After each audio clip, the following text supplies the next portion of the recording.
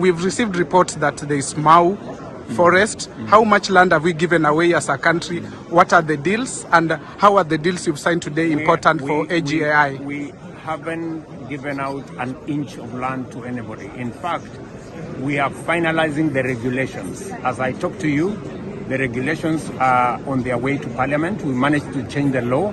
You remember I signed the new amendments to the law maybe about a month and a half ago. Yes. Now we are working on the regulations because we want to bring integrity into the whole carbon space, carbon pricing, carbon markets, carbon trading.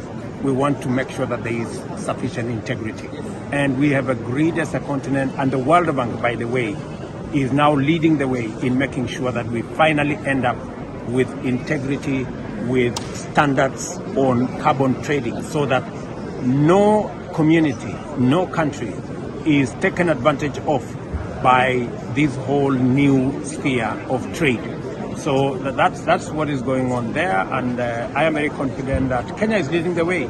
You've just heard the investment opportunities that have been signed off. Yes. And many of those investments are in Kenya, whether we are talking about the FFI ammonia manufacture and hydrogen technology, whether we are talking about the Menengai, whether they are talking about the Paka, whether you're talking about AMEA, whether you're talking about Mazda. All these are investments in Kenya because we are a leader in this space, and we are looking at unlocking huge investments in this space for creating jobs, creating industry, and for creating green products for sale from Kenya.